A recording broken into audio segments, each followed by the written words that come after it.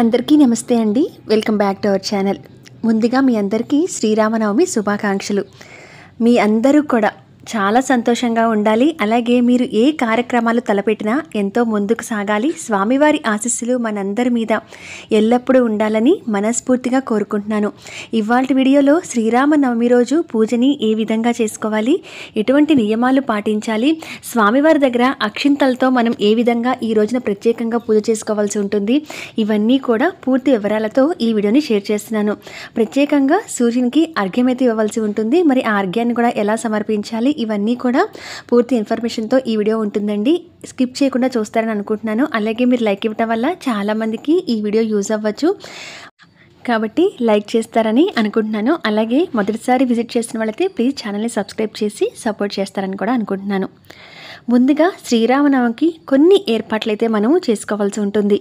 ఇంటిని, పూజా గదిని శుభ్రపరచుకోవాల్సి ఉంటుంది కదా. అవన్నీ ఏమేమి చేసుకోవాలి, ముందు ఏర్పాట్లు ఏంటి అనేది ఒక వీడియోతో నేను షేర్ చేస్తున్నానండి. మీకు ఇంట్రెస్ట్ ఉంటే కనుక ఒకసారి నా ఛానల్లో చెక్ చేయండి. నేనైతే ఈ పూజ కోసం మనం చేసుకోవాల్సిన ముందుగా ఏర్పాట్లన్నీ చేసేసుకొని ఆ తర్వాత ఇక్కడ నేను మీకు పూజా పీఠాన్ని చూపిస్తున్నాను. ఇది నిత్య పూజా మందిరంలో కూడా మీకుండే ప్లేస్ని బట్టి మీరు చేసేసుకోవచ్చు. లేదంటే అందులో లలితా నవరాత్రుల చివరి రోజు కూడా కాబట్టి ప్రత్యేకంగా పూజాపీఠాన్ని ఏర్పాటు చేసుకొని కూడా ఈ పూజను చేసుకోవచ్చు. స్వామివారికి పూజాపీఠం ఏర్పాటు చేసినట్లయితే కనుక అక్కడ కూడా కొంచెం పసుపు నీటితో కానీ గోమూత్రంతో కానీ శుద్ధి చేసి అక్కడ చిన్న ముగ్గు పెట్టుకొని ఆ తర్వాత పీఠాన్ని కూడా అలంకరణ చేసి పెట్టుకొని పైన ఒక తమలపాకు కానీ ఈ విధంగా పసుపు కలర్ క్లాత్ అనేది ఉంటే వేసుకోండి. లేదంటే డైరెక్ట్గా పసుపుతో పీఠని అలంకరించుకున్న తర్వాతైనా కొంచెం బియ్యం పోసి తమలపాకు మీద పసుపు కుంకుమ వేసి ఈ విధంగా అందంగా అలంకరించుకున్న రాములవారి చిత్రపటం ఉంటే పెట్టుకోండి. పట్టాభిషేకం జరుగుతున్న స్వామివారి చిత్రపటం ఏ విధంగా ఉంటుందో అది నిత్యం ఇంట్లో ఉంటే కూడా చాలా మంచిదని అంటారు. అటువంటి చిత్రపటాన్ని తెచ్చి స్వామివారిని పెట్టుకోండి.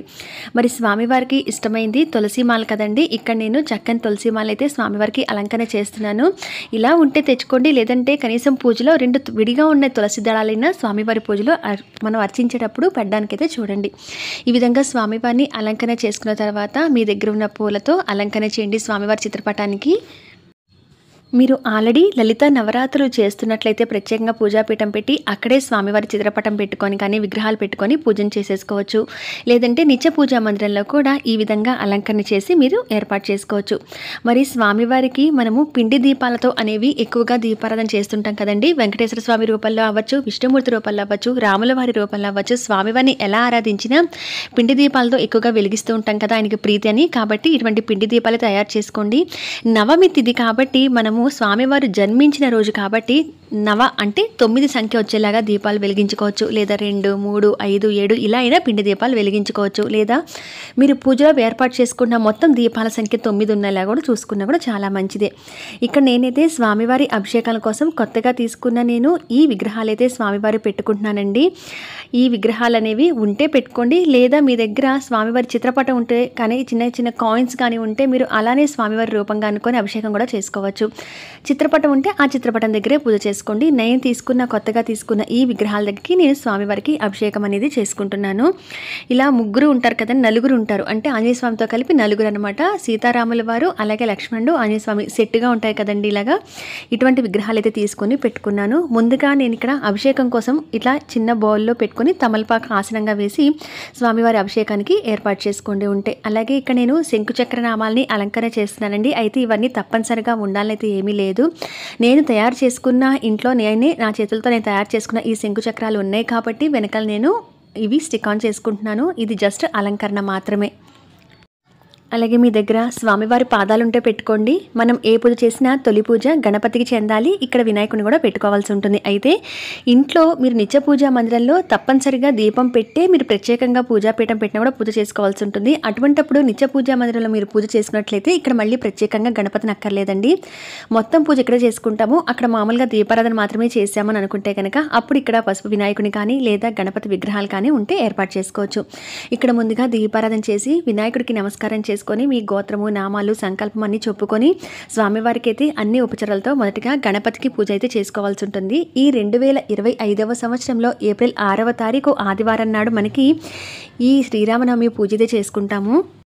శ్రీ విశ్వావసు నామ సంవత్సరం ఉత్తరాయణం వసంత ఋతువు చైత్రమాసం శుక్లపక్షం మనకి నవమి తిథి అనేది 5 ఏప్రిల్ రాత్రి 12:32 నుంచి ప్రారంభమై 6వ తారీఖు రాత్రి ఆదివారం రాత్రి 11:38 వరకు ఉంది. సూర్యోదయానికి ఉన్న తిథి ప్రకారం మనం పండగలు జరుపుకుంటాం కనుక సూర్యోదయానికి 6వ తారీఖు నవమి తిథి ఉంది కదా, కాబట్టి ఆదివారం మనం 6వ తారీఖు శ్రీరామనవమిగా జరుపుకోవాల్సి ఉంటుంది.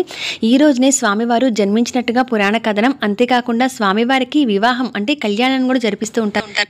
ఈ విధంగా వినాయకుడికి పూజ చేసుకున్న తర్వాత పండు, బెల్లం కానీ, పాలు కానీ ఇటువంటివి ఏవైనా స్వామివారికి నివేదన చేసిన తర్వాత ఒక చెంబులో నేను కొంచెం పసుపు నీటిని కలుపుకొని తులసి దళాలు వేసి స్వామివారికి, అమ్మవారికి అభిషేకం అయితే చేస్తున్నానండి. ఇక్కడ విగ్రహాలు ఉన్నవాళ్ళైనా లేదా కాయిన్ లాగా ఏదైనా పెట్టుకొని ఉంటే కనుక మీరు అభిషేకాలు అయితే చేసుకోవచ్చు. చిత్రపటానికి మనకు కుదరదు కాబట్టి ఇలా ఒక బౌల్లో అభిషేకం చేసుకుని తులసి దళాలతోనూ స్వామివారికి అభిషేకం చేసుకోవచ్చు. లేదంటే కనుక పసుపు నీటితో అభిషేకం చేసుకోవచ్చు, గంధం నీటితో అభిషేకం చేసుకోవచ్చు. ముఖ్యంగా వచ్చేసి ఆవు పాలతో కానీ పంచామృతాలతో కానీ అభిషేకం చేసుకోవచ్చు. నీటితో అభిషేకం చేసుకున్న వాళ్ళైతే కనుక ఈ నీటిని పక్కన పెట్టుకొని పూజ అంతా అయిన తర్వాత ఇల్లంతా కూడా శుద్ధి చేసుకోండి. అంటే ఇల్లంతా కూడా చల్లుకుంటూ వెళ్ళండి. మిగతా నీటిని ఏదైనా పచ్చని చెట్టు మొదట్లయితే పోసేయండి. అదే మీరు పంచామృతాలతో అభిషేకం చేసినట్లయితే కనుక ఆ పంచామృతాలని పక్కన విడిగా ఒక బౌల్లో పెట్టుకొని పూజ అంతా అయిన తర్వాత మీరు ఇంట్లో అందరూ కూడా ప్రసాదంగా స్వీకరించవచ్చు. అలాగే పండ్ల ముక్కలతో కూడా స్వామివారికి అభిషేకం చేస్తే అవి కూడా ప్రసాదంగా స్వీకరించవచ్చు. ఈ విధంగా నేను స్వామివారికి తులసి దళాలతో నీటితో అభిషేకం చేసిన తర్వాత ఈ విధంగా దీపం అనేది స్వామివారికి హారతి అనేది చూపిస్తున్నాను. శ్రీరాముల వారు గురువారం నాడు చైత్రశుద్ధ నవమి పునర్వసు నక్షత్రంలో కర్కాటక లగ్నంలో సరిగ్గా అభిజిత్ లగ్నంలో అంటే మధ్యాహ్నం 12 గంటలకి త్రేతాయుగంలో స్వామివారు రామావతారంగా జన్మించారని, ఇదే రోజున స్వామివారికి కళ్యాణం జరిగిందని పురాణ కథనం. అయితే స్వామివారికి ఈ రోజున పూజను ప్రారంభించబోయే ముందే సూర్యునికి తప్పనిసరిగా అర్ఘ్యమైతే ఇవ్వవలసి ఉంటుందండి. ఈ విధంగా ఒక రాగి చెంబును తీసుకొని నీటిని తీసుకొని దీంట్లో గంధాన్ని కలిపి ఎర్రటి పూలను కూడా వేసి సూర్యునికి అర్ఘ్యాన్ని ఇవ్వవలసి ఉంటుంది. అందులో ఈసారి శ్రీరామనవమి ఆదివారం వచ్చింది. ఆదివారం సూర్య భగవానునికి ప్రీతికరమైన రోజు. అంతేకాకుండా సూర్య వంశానికి చెందిన ఇక్ష్వాకు రాజుల వంశంలో జన్మించిన వారి శ్రీరాముల వారు. వారి కులదైవం కూడా సూర్యనారాయణమూర్తిని ఆరాధిస్తూ ఉంటారు. అందుకని స్వామివారి అనుగ్రహం కోసం ఈ రోజున ప్రత్యేకంగా సూర్యునికి కూడా అర్ఘ్యాన్ని సమర్పించడం అనేది విశేష ఫలితాన్ని అయితే ఇస్తుంది. ఈ విధంగా ఎర్రటి పూలను వేసుకున్న చెంబు నీటిని తీసుకువెళ్ళి గంధం కలుపుకొని ఆ తర్వాత ఈ విధంగా ఒక ప్లేట్ పెట్టుకొని అడుగున లేదా అక్కడ చెట్ల మొక్కలు ఉంటే కనుక అంటే చెట్లు ఏదైనా ఉంటే కనుక దాంట్లో ఆ నీరు పడ్డా పర్లేదు, లేదంటే డైరెక్ట్గా నేల మీద పడకుండా ఈ విధంగా ఒక ప్లేట్ని అయితే పెట్టుకొని సూర్యునికి ఆ విధంగా అర్ఘ్యాన్ని సమర్పించి సూర్యుని ద్వాదశ నామాలు ఉంటాయి అవి చదువుకుంటూ కూడా సూర్యునికి అర్ఘ్యాన్ని ఆ విధంగా సమర్పించిన తర్వాత నమస్కారం చేసుకొని ఆ నీరు ఏదైతే ఉందో అది తల మీద ఈ విధంగా 3 సార్లు చల్లుకొని వచ్చి అప్పుడు ఇంట్లో పూజనైతే మొదలు పెట్టవలసి ఉంటుంది. ఇక్కడ నేను ముందుగా మీకు అర్ఘ్యాన్ని కూడా చూపించాను. ఈ విధంగా స్వామివారికి అభిషేకం చేసిన తర్వాత ఇక్కడ నేను స్వామివారికి ఆసనాన్ని ఏర్పాటు చేస్తున్నానండి. ఈ మకర తోరణం ఉన్న ఈ పీఠం వేసి స్వామివారికి ఇక్కడ స్వామివారికి చిన్న విగ్రహాలే కనుక నావి చిన్న అలంకరణ అయితే కిరీటాలతో చేశానండి. ఇక్కడ స్వామివారికి ఒక కిరీటం, అలాగే సీతమ్మ వారికి, లక్ష్మణుడికి ముగ్గురికి కూడా నేను కిరీటాలను చిన్న చిన్న మాలలను అంటే పూసల మాలలను వేసి స్వామివారికి చిన్న అలంకరణ చేసుకున్నాను. అలాగే అమ్మవారికి కూడా చిన్న జడలాగా పెట్టాను. అయితే ఈ జడ కూడా నేను బ్లాక్ కలర్ క్లాత్తో తయారు చేసుకున్నది, హెయిర్ అయితే ఏమీ వాడలేదు, బ్లాక్ కలర్ క్లాత్తో తయారు చేసుకున్నది అనమాట. ఇలా స్వామివారిని అమ్మవారిని కూడా ఈ విధంగా పీఠాన్ని వేసి అలంకరణ చేసి పెడుతున్నాను. గంధము బొట్లు కూడా పెట్టుకోవాలి. చక్కటి పూలమాలను కూడా స్వామివారికి అమ్మవారికి సమర్పించానండి. ఈరోజు శ్రీరామనవమి అనేది తెల్లవారుజామునే లేచి అభ్యంగన స్నానాన్ని ఆచరించి అంటే తల స్నానాన్ని ఆచరించాలి. ఇల్లు వాకిళ్ళు తప్పనిసరిగా శుభ్రం చేసుకుని ఇంటి ముందు తప్పనిసరిగా ముగ్గు అనేది పెట్టుకోవాలి. గడపని కూడా అలంకరణ చేసి పెట్టుకోవాలి. ఆ తర్వాత సూర్యునికి అర్ఘ్యాన్ని సమర్పించి స్వామివారికి ప్రసాదాలను కూడా తయారు చేసుకొని స్వామివారి పూజని ఈ విధంగా ఆచరించవలసి ఉంటుంది. అయితే నేను 9 దీపాలని చెప్పాను కదండి. ఈ నవదీపాల్లో 6 వచ్చేసరికి మామూలుగా పిండి దీపాలు పెట్టి నేను నామాలతో అలంకరణ చేశాను కదా, మిగతా 3 దీపాలని కూడా ఈ విధంగా శ్రీరామ అని రాసి పెట్టుకున్నాను. ఈ రోజంతా కూడా మనము రామనామ స్మరణ చేస్తేనే చాలా విశేషమైన ఫలితం అనేది ఉంటుంది. అలాగే స్వామివారికి పసుపు రంగు పూలను వాడటం కానీ ఈ విధంగా పసుపు రంగు చేసుకున్న ఒత్తులతో స్వామివారికి దీపాన్ని కనుక వెలిస్తే మంచిది. ఇక్కడ నేను పసుపు ఒత్తుల్ని రెండింటినీ కలిపి ఒక ఒత్తిగా వేస్తూ ఈ విధంగా 3 దీపాలను కూడా ప్రత్యేకంగా స్వామివారిని వెలిగించుకుంటున్నాను. అయితే ఇక్కడ నేను తమలపాకు మీద డైరెక్ట్గా పెట్టా కదండి. ఒకవేళ మీ దగ్గర గోధుమలు ఉంటే కనుక ఆ దీపాల కింద గోధుమలు పోసి ఆ గోధుమల పైన అంటే కొంచెం కొంచెం తమలపాకులో గోధుమలు వేసి దానిపైన ఈ దీపాలు పెట్టి ఆ విధంగా దీపారాధన కూడా చేసుకున్న ఈరోజు సూర్యునికి సంబంధించిన ప్రత్యేకమైన రోజు ఆదివారం కనుక గోధుమ దీపారాధన కూడా చాలా మంచిది. ఒకవేళ మీ దగ్గర గోధుమలు తెచ్చుకోగలిగితే కనుక ఆ దీపాల కింద కొంచెం కొంచెంగా గోధుమలు వేయండి. వేసి ఆ పైన పిండి ప్రమిదలు పెట్టి ఈ విధంగా శ్రీరామాని కానీ నామాలు కానీ రాసుకొని స్వామివారికి ప్రత్యేకమైన దీపం ఈ రోజున వెలిగించుకోవచ్చు. అంతేకాకుండా అమ్మవారికి కూడా పసుపు కుంకాన్ని సమర్పించాలి. గోరంత పసుపు కుంకం ఇస్తే అమ్మవారి తిరిగి మనకి కొండంత సౌభాగ్యాన్ని ప్రసాదిస్తుంది. కాబట్టి తప్పనిసరిగా అమ్మవారికి కూడా పసుపు కుంకాన్ని సమర్పించి దీపాలన్నీ కూడా ఇక మీరు ప్రత్యేకంగా వెలిగించుకునే శంకుచక్ర దీపాలు కానీ మిగతా మరి ఏ దీపాలు ఉన్నా సరే అవన్నీ కూడా వెలిగించుకొని ఆ దీపం దగ్గర అక్షింతలు కానీ పూలు కానీ వేసి స్వామివారికి మనస్ఫూర్తిగా నమస్కారం చేసుకొని మీ గోత్రము నామాలు మీ సంకల్పం మీ కోరికలు ఏవైతే మీ కష్టాలు ఉన్నాయో మీ సమస్యలు ఉన్నాయో అవన్నీ తీరిపోవాలి.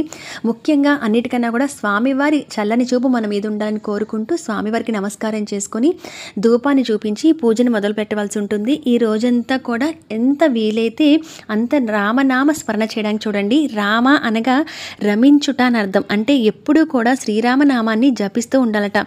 రామ అని అన్నప్పుడల్లా రా అంటే గనక నోరు తెరుచుకొని మనలో ఉన్న పాపాలన్నీ బయటకు వెళ్ళిపోతాయట.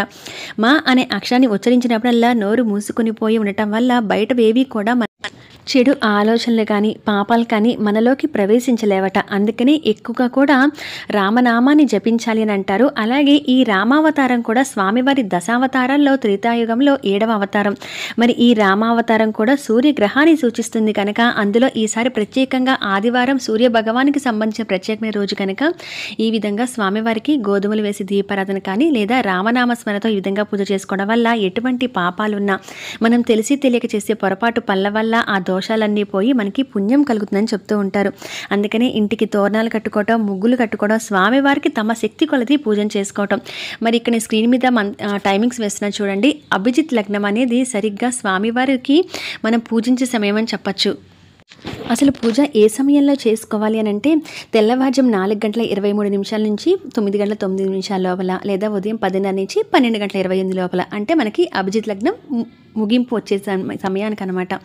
ఎందుకనంటే కొంతమంది ఏదైనా దేవాలయానికి వెళ్ళి శ్రీరాముల వారి కళ్యాణం వీక్షిద్దాం అంటే చూద్దాం అనుకున్న వాళ్ళు ఉదయమే ఇంట్లో పూజ చేసుకుని వారు దేవాలయానికి వెళ్ళి కళ్యాణం చూస్తూ ఉంటారు కదా. అటువంటి వాళ్ళు ముందుగానే చేసుకోవచ్చు లేదా ఈ సమయంలో కూడా ఇంటిలో పూజ చేసుకోవచ్చు. ఎవరైతే కళ్యాణ అంటే శీఘ్ర వివాహ యోగ్యం కోసం చూస్తున్నారో అటువంటి వాళ్ళైతే తప్పనిసరిగా ఏదైనా దేవాలయానికి వెళ్ళి కళ్యాణాన్ని చూసినా కూడా చేయించినంత ఫలితం అయితే వస్తుందండి. అందరం కూడా స్వామివారి కళ్యాణాన్ని చేయించలేం కదా. కాబట్టి కనీసం చూసినా కూడా ఆ ప్రతిఫలాన్ని పొందొచ్చు. స్వామివారి పూజలో అన్ని ఉపచారాలతో స్వామివారికి పూజన చేసుకుంటూ తులసి దళాలతోనూ పసుపు పచ్చని పూలు కానీ ఎర్రని పూలను కానీ స్వామివారికి ఈ రోజున సమర్పిస్తూ పూజన చేసుకోవాల్సి ఉంటుంది. మనకి ముఖ్యంగా అక్షింతలతో చేసుకునే ఒక చిన్న ఇదని చెప్తానండి. ఇక్కడ నేను అక్షింతలు అనేవి పసుపు అక్షింతలు కలిపి ఉంచుకోండి. మన స్వామివారికి కళ్యాణం అనేది ఇంట్లో పూర్తిగా జరిపించలేము తలంబ్రాలు అవి పోయలేము అనుకుంటున్నాం కనుక ఇక్కడ అక్షింతలు అనేవి ఈ విధంగా కలిపి ఉంచుకొని ఇక్కడ శ్రీరాముల వారి శ్రీరామ రక్షా స్తోత్రం అనేది ఉంటుంది. మనకి లలితా సహస్రనామం ఉన్న బుక్లో కానీ అలా పూజా బుక్స్లో దొరుకుతుంది. గూగుల్లో కూడా ఉంటుంది PDF రూపంలో. శ్రీరామ రక్షా స్తోత్రం చదువుకుంటూ కూడా ఈ అక్షింతలతో పూజ అనేది చేయండి. స్వామివారికి పూలను సమర్పించిన తర్వాత తులసి దళాలతో సమర్పించి రాముని సీత అష్టోత్తరాలు అనేవి చదువుకొని అన్ని ఉపచారాలతో స్వామివారికి పూజ చేసుకున్న తర్వాత ఈ అక్షింతలు కొన్ని తీసుకొని పక్కన మరొక ప్లేట్ కానీ తమలపాకు కానీ పెట్టుకొని శ్రీరామ రక్షా స్తోత్రం అనేది చదువుతూ కూడా ఈ పసుపు అక్షింతల్లోంచి తీసి కొన్ని ఆ పక్కన ప్లేట్లో వేస్తూ కూడా ఆ స్తోత్రాన్ని చదువుకుంటూ అక్షింతలతో స్వామివారికి పూజ అనేది చేసుకోండి.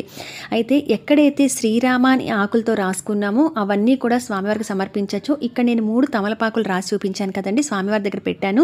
ప్రత్యేకంగా ఒకటి స్వామివారి పాదాల ముందు పెట్టుకున్నాను శ్రీరామ అని. అలా చేసుకోవచ్చు. లేదా 9 ఆకులు అయితే తీసుకొని శ్రీరామ అని రాసి స్వామివారి పూజలో వాడుకోవచ్చు. అది స్వామివారి అష్టోత్తరం చదువుతున్నప్పుడు కానీ స్వామివారి నామాలు చదువుకుంటున్నప్పుడైనా సరే ఆ శ్రీరామ అని రాసుకున్న ఆకుల్ని స్వామివారి పాదాల ముందు పెట్టచ్చు.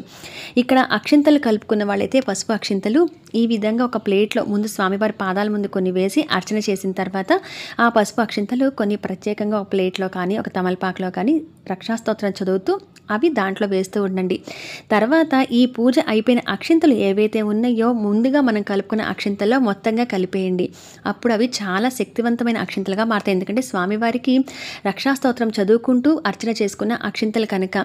ఇవి ప్రతిరోజు కూడా ఇంట్లో ఆడవారు కానీ మగవారు కానీ పిల్లలు స్కూల్కి వెళ్తున్నప్పుడు కానీ వాళ్ళ తల మీద రెండు అక్షింతల గింజలు వేసుకునేలాగా అలవాటుగా చేసుకోండి. అంతేకాకుండా స్వామివారికి మనం తలంబరాలు పోయలేకపోయినా ఈ విధంగా ఎంతో శుభకరమైన పసుపు అక్షింతల్ని ఈ విధంగా కలుపుకొని స్వామివారికి పూజ చేయటం వల్ల అవి ఎవరైతే వివాహం కోసం చూస్తున్నారో వారు ఈ అక్షింతలను ప్రతిరోజు కూడా నిత్యం తల మీద ధరించండి. ఇవే కాకుండా మీరు దేవాలయానికి వెళ్తే స్వామివారి కళ్యాణాన్ని కూడా ఈరోజు జరిపిస్తారు కనుక ఆ కళ్యాణాన్ని చూసిన వారు లేదా స్వామివారి దర్శనానికి విడిగా వెళ్ళిన వారైనా ఆ తలంబరాలను కొన్ని అడిగి తెచ్చుకోండి. ఆ తెచ్చుకున్న అక్షింతల్ని ఇంట్లో ఈ విధంగా కలుపుకున్న అక్షింతల్లో మొత్తంగా కలిపేసుకోండి. అలా కలుపుకొని ప్రతిరోజు కూడా అంటే ఎక్కువ రోజులు రావాలి అని అంటే ఈ విధంగా తలంబరాలు తెచ్చుకున్న అక్షింతల్ని మామూలు అక్షింతల్లో కలిపేసుకోండి. ఈ పూజ చేసుకున్న అక్షింతల్లో మీకు వాళ్ళు ఎక్కువ ఇస్తే కనుక ఆ అక్షింతలు పక్కన పెట్టుకొని ప్రతిరోజు కూడా వివాహం కోసం చూస్తున్న అమ్మాయి అబ్బాయి ఎవరైతే ఉన్నారో వారు ప్రతిరోజు కూడా తల మీద ధరిస్తూ ఉండండి. అది చాలా మంచిది. వాళ్ళకి అతి త్వరగా వివాహ యోగం కలుగుతుంది. ఎవరికైనా కుజదోష ప్రభావం ఉండి కానీ జాతకాల్లో ఏదైనా దోష ప్రభావం వల్ల వివాహ ప్రయత్నాలు లేట్ అవుతూ ఉన్నా ఉద్యోగ ప్రయత్నాలు లేట్ అవుతున్నా ఈ విధంగా అక్షింతలు ఈ విధంగా చేయటం వల్ల వారికి వారు అనుకున్న సంకల్పం అతి తొందరగా నెరవేరుతుందన్నమాట. ఈ విధంగా పసుపు అక్షింతలతో ప్రత్యేకంగా ఈ శ్రీరామనవమికి అయితే పూజ అనేది చేసుకోండి. స్వామివారి కళ్యాణం చేయించినా చూసినా కూడా చాలా మంచి ఫలితం అయితే వస్తుందండి. మరి ఈరోజు స్వామివారికి నివేదించవలసిన ప్రసాదాలు కూడా పానకం, వడపప్పు, చలిమిడి. పానకం ఈ విధంగా నీటిలో కొంచెం బెల్లం పొడిని కలిపేసుకొని వడపప్పు కోసం మనం పెసరపప్పు అయితే నానబెట్టుకోవాల్సి ఉంటుంది. కరిగిన తర్వాత ఆ నీటిని వడబోసుకున్న తర్వాత దీంట్లో కొంచెం మిరియాల పొడి, యాలకుల పొడి కూడా వేస్తే మనకి పానకం అనేది తయారవుతాయి. ఆ తర్వాత పచ్చి చలిమిడి అనేది తప్పనిసరిగా స్వామివారికి నివేదన చేస్తాం కదా. బియ్య పిండిని తీసుకొని దీంట్లో బెల్లం పొడిని వేసి కొంతమంది నెయ్యి కూడా వేస్తారు. నెయ్యి అలాగే మిగతా కొంచెం నీటిని వేసి ముద్దగా కలుపుకోండి. అయితే ఇవి కూడా పాకం పట్టాల్సిన అవసరం లేదు. డైరెక్ట్గా ఈ విధంగా పచ్చి చలిమిడి మాత్రమే చేసుకుంటాము. మిగతా వండిన పదార్థాలు ఏవైనా స్వామివారికి నివేదించినా నివేదించకపోయినా తప్పనిసరిగా పానకం, వడపప్పు, చలిమిడి మాత్రం నివేదించవలసి ఉంటుంది. అలాగే ఏ దేవాలయానికి వెళ్ళినా మనకు పానకాన్ని ఇస్తుంటారు కదా, అది తప్పనిసరిగా ప్రసాదంగా సేవించాలి. ఈ విధంగా తయారు చేసుకున్న ప్రసాదాల్ని స్వామివారికి పెట్టిన తర్వాత స్వామివారికి మనము హారతి అనేది ఇవ్వవలసి ఉంటుందండి. అలాగే ఇక్కడ వచ్చేసి మనం ఏవైతే వండిన పదార్థాలు అలాగే పండ్లు కానీ ఏవైతే పెడతామో వాటి తర్వాత తప్పనిసరిగా తాంబూలాన్ని కూడా స్వామివారికి సమర్పించవలసి ఉంటుంది. ఇవన్నీ నివేదన చేసిన తర్వాత అప్పుడు తాంబూలం ఇవ్వాల్సి ఉంటుంది. తాంబూలంలో 2 ఆకులు, 2 పళ్ళు, 1 వక్క అలాగే 1 రూపాయి అయినా దక్షిణ పెట్టి స్వామివారికి కూడా తాంబూలాన్ని ఇచ్చుకోవాలి. ఇంతటితో మీ శ్రీరామనవమి పూజ అయితే సరిపోతుందండి. ఈ విధంగా అయితే ఇంట్లో అందరం కూడా కుదిరితే కనుక ఇంట్లో ఆ సమయానికి ఇంట్లో అందరూ అందుబాటులో ఉంటే నవమి పూజకి భార్యాభర్తలు ఇద్దరు కూడా కలిసి కూర్చొని పూజను చేసుకోండి. చాలా మంచి ఫలితాలు అనేవి వస్తాయి. అలాగే పిల్లలు ఉంటే కనుక ఆ పిల్లల్ని కూడా పక్కన కూర్చోబెట్టుకోవడం, దీనివల్ల కుటుంబం అంతా కూడా క్షేమంగా ఉంటుంది. రామనామ స్మరణ అనేది ఆ కుటుంబానికి రక్షగా నిలుస్తుంది కాబట్టి అందరూ కూడా పూజలో పాల్గొనేలాగా చూడండి. అలాగే స్వామివారికి పచ్చకర్పూరం వేసి హారతి అనేది ఈ రోజున ప్రత్యేకంగా ఇచ్చుకోండి. ఈ మామూలు హారతి ఇచ్చిన తర్వాత ఇంత అందంగా ఉన్న రామయ్యకి మరి కళ్యాణం కూడా జరిపిస్తారు దేవాలయంలో. అలాగే మరి ఈ రోజున స్వామివారికి దిష్టి అనేది తగలకుండా ఈ విధంగా ఎర్రటి నీళ్ళతో కూడా స్వామివారికి దిష్టి అనేది తీసుకోవచ్చు. అయితే దీంట్లో ఇక్కడ నేను మామూలు నీళ్ళలో కుంకుమ కలుపుతున్నా కానీ పసుపు వేసిన తర్వాత కొంచెం సున్నం ఉంటుంది కదా మనం తాంబూలంలో తినడానికి వాడుకునే సున్నం, ఆ సున్నం కలిపితే మనకి ఎర్రటి నీళ్ళు అనేవి తయారవుతాయి. ఆ సున్నం అందుబాటులో లేని వాళ్ళు ఈ విధంగా కుంకమైన కలుపుకొని ఒక తమలపాకు మీద ముద్ద కర్పూరం కానీ లేదా పచ్చ కర్పూరం కానీ వేసి స్వామివారికి హారతి అనేది చూపించండి. ఇంతటితో మీ శ్రీరామనవమి పూజ అనేది ముగుస్తుందండి. ఈ విధంగా శ్రీరామనవమి పూజను అయితే ఆచరించవలసి ఉంటుంది. ఉదయం పూజ చేసుకున్న వారు తప్పనిసరిగా సాయంత్రం వేళలో కూడా మళ్ళీ దీపారాధన చేయాలి.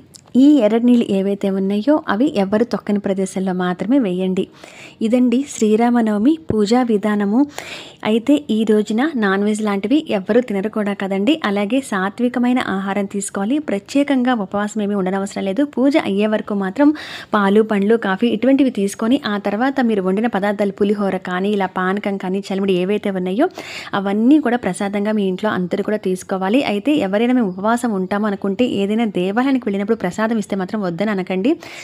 ఉపవాసం ఉన్నవాళ్ళు కూడా ఆ ప్రసాదాన్ని తింటే తప్పు అనేది ఉండదన్నమాట. అవి పండు తిన్నా, పానకం తాగినా లేదా వడపప్పు అటువంటివి చలిమిడి తిన్నా కూడా తప్పు అనేది ఉండదు. స్వామివారి ప్రసాదానికన్నా మనకి ఏది ఎక్కువ కాదు కాబట్టి అది మహాప్రసాదం కాబట్టి తప్పనిసరిగా స్వీకరించవలసి ఉంటుంది. ఈవెన్ ఉపవాసం ఉన్నా కూడా మీరు ఆ ప్రసాదం తిన్నా తప్పు ఉండదు.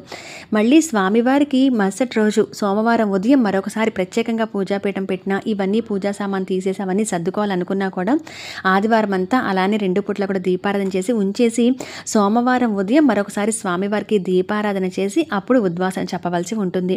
ఆ దీపం ఉండంగానే ఉద్వాసన చెప్పి దీపం కొండెక్కిన తర్వాత అంటే పాలు పండు ఏదైనా మనం పూజ చేసుకుంటాం కదా, క్లుప్తంగా చేసుకొని అష్టోత్తరం చదువుకొని ఒక 2 పూలైన కొత్తవి పెట్టి ఆ తర్వాత స్వామివారికి పాలు పండు నైవేద్యం పెట్టి మళ్ళీ పానకం కుదిరితే కనుక మళ్ళీ ఉద్వాసన రోజు నైవేద్యం పెట్టి ఆ తర్వాత దీపం ఉండంగా ఉద్వాసన చెప్పి దీపం కొండెక్కిన తర్వాత అప్పుడు మీరు ఇవన్నీ కూడా సర్దుకోవచ్చు. ఇదిగోండి మా రామయ్య దీపాల వెలుగులో ఎంత అందంగా ఉన్నారో చూడండి. నాకైతే ఇలా ఓన్లీ దీపాల వెలుగులో స్వామివారిని చూడటానికి చాలా బాగా ఉందని అనిపించింది. మరి ఈ పూజా విధానం కానీ ఈ నియమాలు కానీ మీకు అందరికీ కూడా యూజ్ అవుతాయని అనుకుంటున్నాను.